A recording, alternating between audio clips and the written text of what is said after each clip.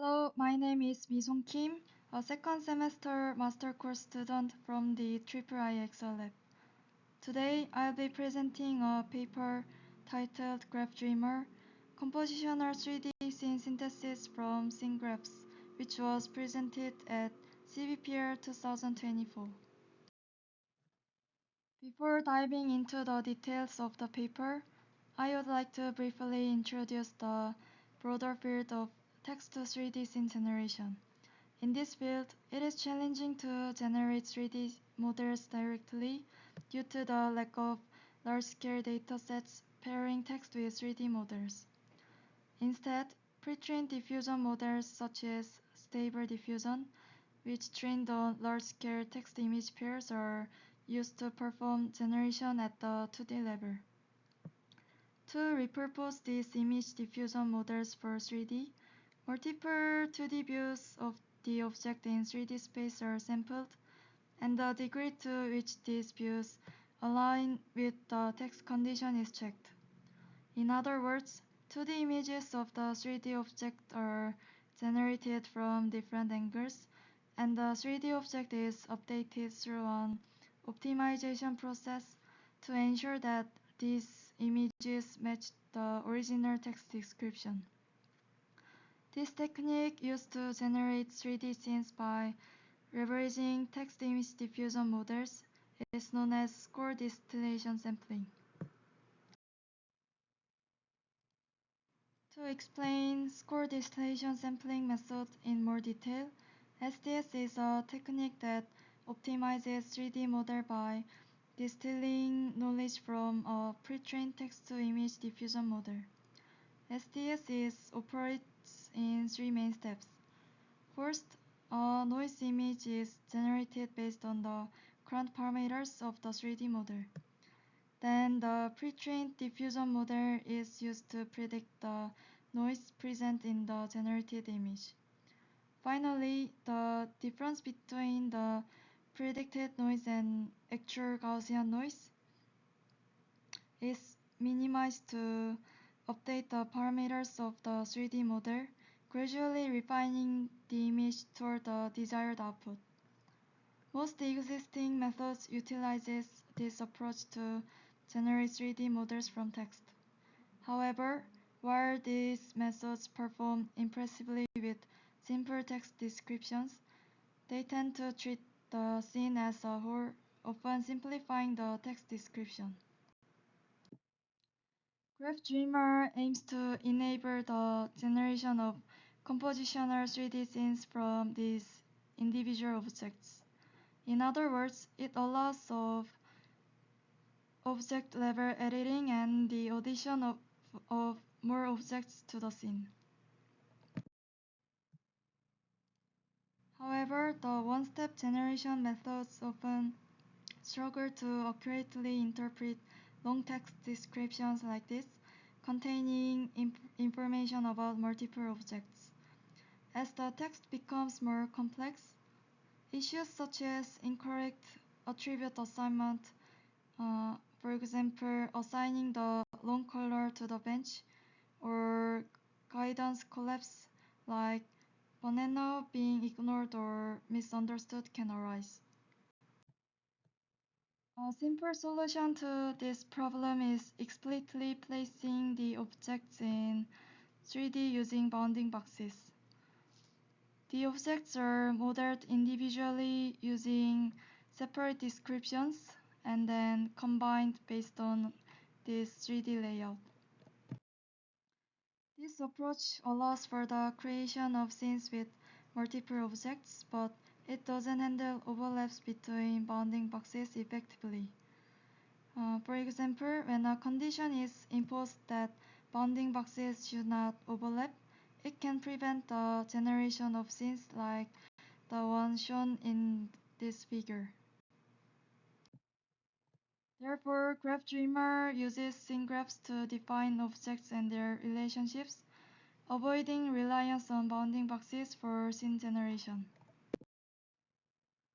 To describe objects from long text descriptions, GraphDreamer uses nodes and their associated attribute to represent the objects, while edges describe the relationships between objects, forming a scene graph. This scene graph can be decomposed into subgraph at the object level, edge level, and scene level, and each level ensures that the individual attributes and relationships between objects are properly maintained. And additionally, to address the issues caused by using bounding boxes, GraphDreamer models 3D objects using a representation called sign distance field. Sign distance field is a way of representing 3D models where a function measures how far a given point in a space is from the surface of an object. This function returns negative value if the point is outside the surface, and it returns positive values when the point is inside the surface. And it returns 0 if the point is on the surface. This approach makes it easy to distinguish between the interior and exterior of an object, helping to prevent overlaps between objects. By utilizing sign distance field, GraphDreamer can easily adjust the position and size of 3D objects, making it suitable for generating complex scenes with multiple objects. Returning to the paper, the overall process proceeds as follows. First, the scene graph is generated from the text description. Next, the scene graph is decomposed into global, node-wise, and edge-wise text descriptions. Finally, SDF-based objects are optimized in the 3D scene according to their corresponding text descriptions. First, using a large language models, a scene graph is constructed from the long text input by treating objects as nodes and their relationships as edges. This scene graph can be divided into subgraphs at the object, edge, and scene levels, and the goal at each level is to ensure that the individual attributes and relationships between objects are fully satisfied. To achieve this, the first step is to generate objects that match the node text descriptions at the object level, and then combine them to follow the relationship descriptions between them. For each object to follow the given node text description at the object level, it is important to render each object separately. Therefore, the primary goal of this process is to clearly distinguish between different objects.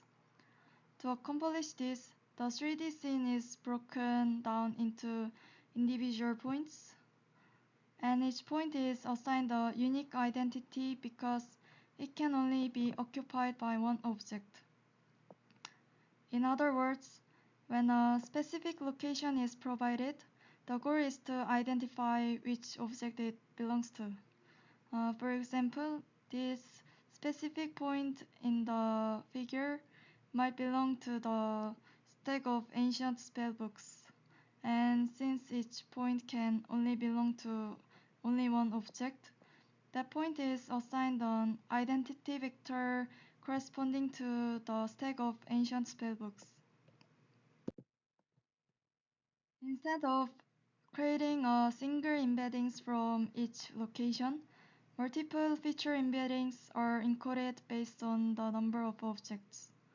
For example, if there are number m objects in the scene, m encoders are used to generate m feature embeddings, which are then passed to the shared MLP to predict the SDF value and color for each point.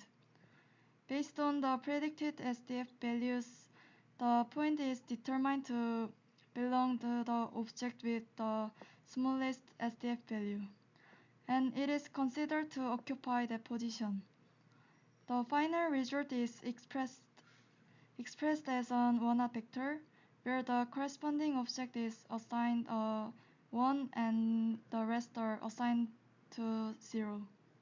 This one-hot vector allows the scene to be easily decomposed into individual objects.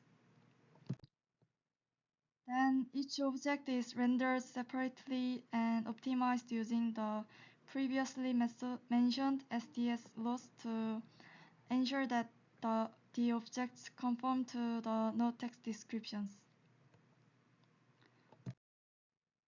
Once the objects are created, the next step is to arrange them to satisfy their relationships between them. First, the objects rendered in their respective fields are combined into a single rendering.